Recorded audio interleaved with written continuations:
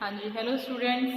आज हम हिरोशिमा की पीड़ा जो कि अटल बिहारी वाजपेयी जी द्वारा जो लिखी गई है वो पढ़ेंगे।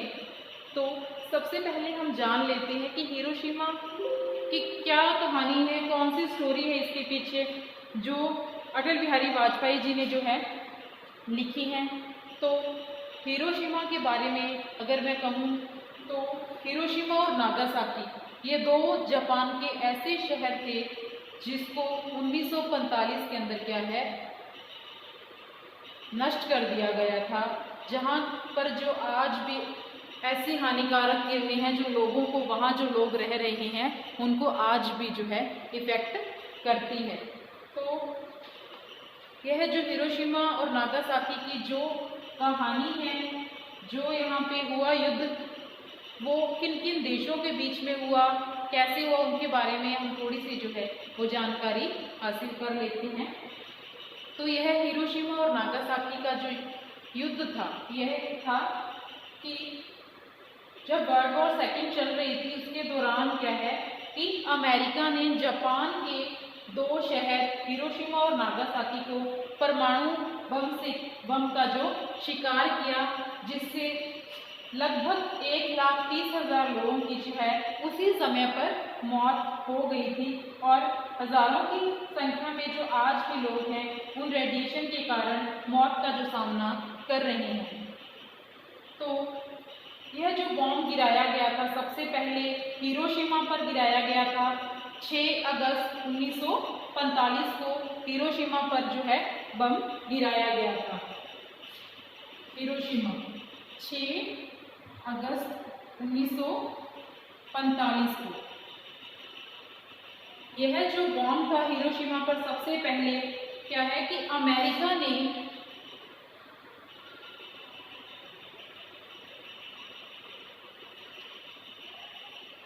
जापान पर गिराया था और जापान की यह दो बहुत ही औद्योगिक और महत्वपूर्ण शहर थे हिरोशिमा और नागासाकी।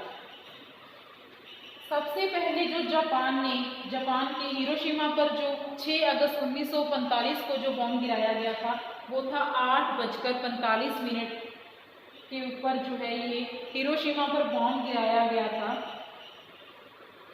और जिसे धरती पर पहुंचने के लिए जो है 44.4 सेकंड का समय लगा था धरती पर जो यह विस्फोट होने से, जिससे कि थोड़ी ही देर में इतनी तबाही हुई कि लाखों की जो संख्या है उसमें लोगों की मृत्यु हो गई थी उसी समय पर। यह जो हिरोशिमा पर जो बॉम्ब गिराया गया था उसका नाम था लिटिल बॉय। तो इसका नाम था लिटिल बॉय। जो हिरोशिमा पर बॉम्ब गिराया गया था अमेरिका द्वारा उसका नाम था लिटिल बॉय।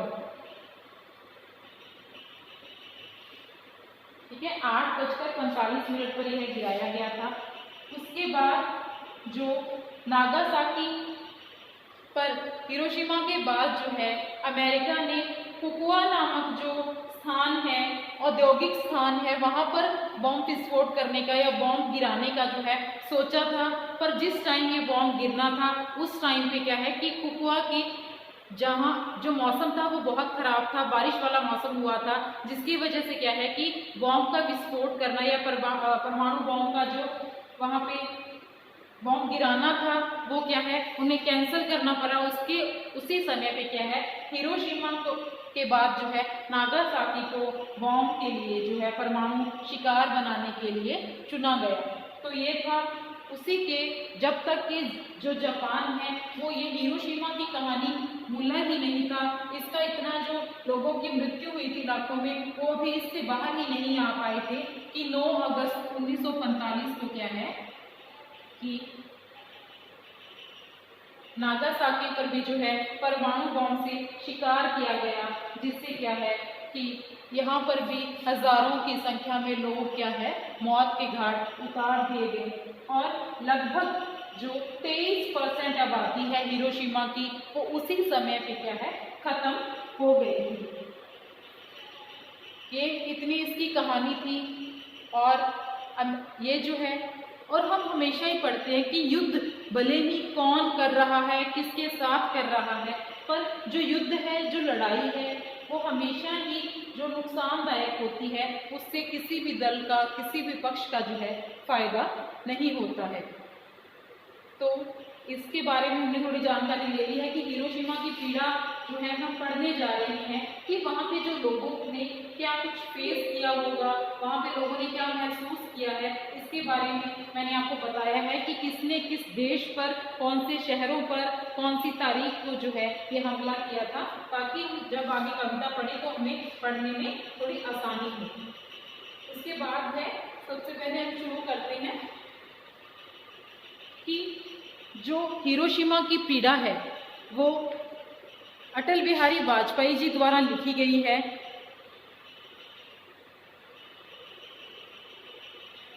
ठीक है, तो सबसे पहले जान लेते हैं कि जो अटल बिहारी वाजपेयी जी कौन थे। तो अटल बिहारी वाजपेयी जी का जो जन्म है वो 25 दिसंबर 1924 को क्या है, मध्य प्रदेश के ग्वालियर शहर में जो है हुआ। जो अटल बिहारी वाजपेयी जी हैं उनको हिंदी भाषा का जो बहुत अच्छा ज्ञान था, तो हिंदी भाषा के जो है समर्थक रहे हैं हमेशा से ही। और वो क्या है कि हमारे पूर्व प्रधानमंत्री भी रह चुके हैं। वो राजनीति जो हमें उन्होंने जो जब से वो राजनीति में आए थे, उन्होंने जो अपना राजनीतिक जो समय है, जैसा उन्होंने समय, वो बीजेपी पार्टी से संबंध रखते थे, उन्होंने जो अपना समय है वो राजनीति में एक सच्चे सुच्चे राजनेता की तरह जो है वो निभाया है। और जो अगर कोई विरोधी भी था, जो विरोधी पार्टी वाले लोग थे, वो भी क्या है कि उनका आज तक और उस समय भी क्या है दिल से सम्मान करते थे। इन्हें जो है भाषा का बहुत अच्छा ज्ञान था और ये लोगों के साथ बहुत ही अच्छा जो व्यवहार रखते थे।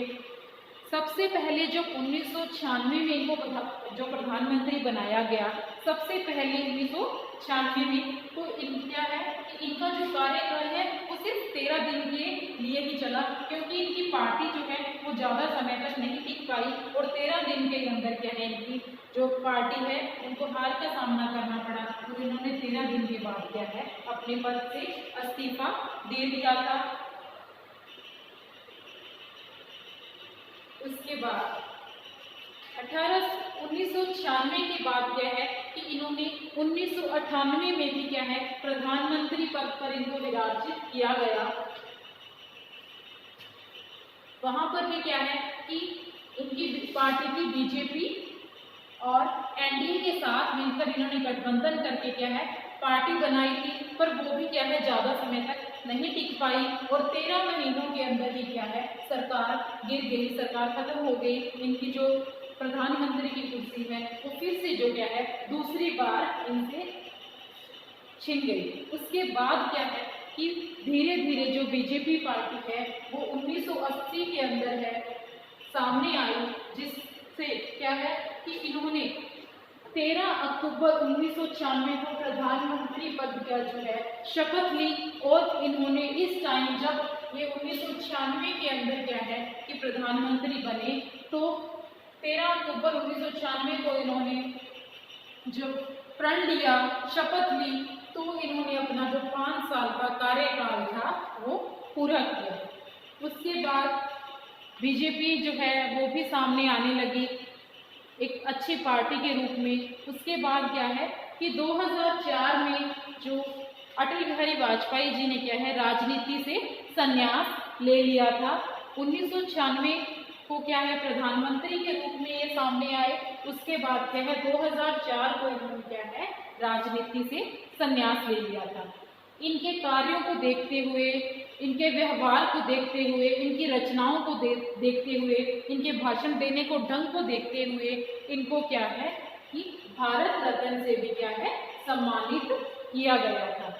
इसके बाद क्या है जो अटल बिहारी वाजपेयी जी थे वो बहुत ही अच्छे कवि थे। उन्होंने बहुत सारी कविताएं लिखी जिनका जो संग्रह है वो मेरी 51 कविताओं के अंदर जो है वो मिलता है। और इन्होंने बहुत सारे जो संपादन हैं या संपादक के कार्य किए, पत्रकार के रूप में भी इन्होंने कार्य किया, जिसके भी आगे हम उल्लेख जो है वो देखेंगे। तो इन्होंने क्या है कवि और एक पत्रकार के रूप में भी बहुत अच्छा जो कार्य है किया है। इन सबको देखते हुए इनको क्या है भारत रत्न से भी सम्मानित किया गया था। और जो अटल बिहारी वाजपेयी जी थे, जो पहले ऐसे प्रधानमंत्री, जो विदेश मंत्री रहे बने, जिन्होंने संयुक्त राष्ट्र संघ में जाकर क्या है हिंदी के अंदर जो अपना भाषण दिया और भारत को जो है गौरवान्वित करके उन्हें गौरव का जो मान है वो प्रदान किया, जहाँ पे जो भारत की छवि है वो बहुत ही अच्छी जो है दूसरे देशों के अंदर भी उभर कर आई। इसके बाद देख लेते हैं कि अटल बिहारी वाजपेयी जी ने कौन कौन सी जो रचनाएं हैं वो की हैं। राष्ट्र 5 जन्य, चेतना, दैनिक स्वदेश, वीर अर्जुन और भाषण जो उन्होंने दिए उनका संग्रह का क्या नाम है, लोकसभा में अटल जी, अमर बलिदान, new dimensions of Indian foreign policy. इसके बाद जो इन्होंने कविताएं लिखी उनको भी संग्रह किया गया और उनकी जो काव्य संग्रह का नाम था मेरी 51 कविताएं। ये सारे का सारा जो डाटा है वो है अटल बिहारी वाजपेयी जी के बारे में कि उन्होंने अपने जीवन काल के अंदर क्या कुछ किया, कौन कौन सी उपाधियां उन्हें हासिल की, उन्होंने कौन कौन सी जो रचनाएं हैं वो की। यहाँ पे हमें सभी चीज़ों का जो है उल्लेख मिलता है। उसके बाद हम जान लेते हैं कि कविता के अंदर अटल बिहारी वाजपेयी जी जो है क्या कहते हैं। तो उन्होंने कविता को नाम दिया है हिरोशिमा की पीड़ा। तो हिरोशिमा के बारे में हमने जान लिया कि क्या जो कहानी थी जिसकी उन्हें दुख था, पीड़ा थी, व्यथा थी, उसके बारे में जान लेते हैं। और सबसे जो उनका पहले जान लेते हैं कि अटल बिहारी वाजपेयी जी का ये कविता लिखने के पीछे उद्देश्य क्या था। तो वो मानवतावादी दृष्टिकोण के लोग थे कि मानव जो है वो कैसा दृष्टिकोण रखता है किसी भी कार्य को करने के पीछे। संवेदना होती है कि किसी की पीड़ा को समझना, करुणा कि ये जो इतना नरसंहार हुआ हिरोशिमा के ऊपर या नागासाकी पर, जो भी ये नरसंहार हुआ उसके प्रति वो कितने करुणामयी थे। विज्ञान के सदुपयोग पर बल दिया गया है कि अगर विज्ञान आया है तो उसका क्या है सदुपयोग करना चाहिए, कि किस तरह से हम उसका जो है सदुपयोग कर सकते हैं, ना कि उसका जो है हम गलत जो है प्रयोग करें। तो इस पाठ के अंदर जो है क्या कहा गया, इस कविता के माध्यम से अटल बिहारी वाजपेयी जी जो है वो क्या कहना चाहते हैं कि किसी देश में हुआ नरसंहार स्वस्थ मानव जाति की चेतना को क्या है झिझोड़ सकता है। कि भले ही ये जो नरसंहार है वो जापान में हुआ था, पर हर जो व्यक्ति है, मानव जाति है, इसको सोचने पर जो है वो मजबूर कर देता है।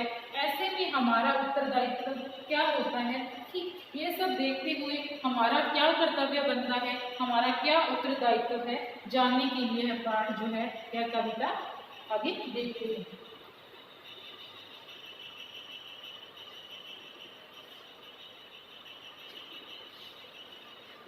पहली है, किसी रात को मेरी नींद अचानक उजड़ जाती है, आंखें खुल जाती हैं, मैं सोचने लगता हूँ कि जिन वैज्ञानिकों ने अणु अस्त्रों का आविष्कार किया था वे हिरोशिमा नागासाकी के भीषण नरसंहार के समाचार सुनकर रात को कैसे सोए होंगे।